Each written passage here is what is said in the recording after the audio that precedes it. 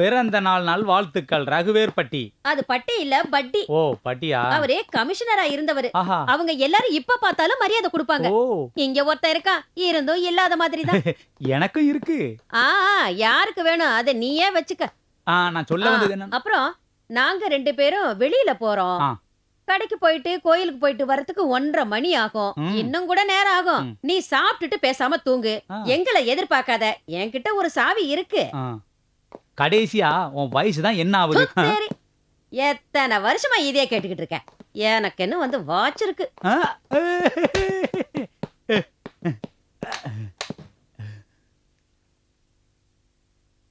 Hello Elina?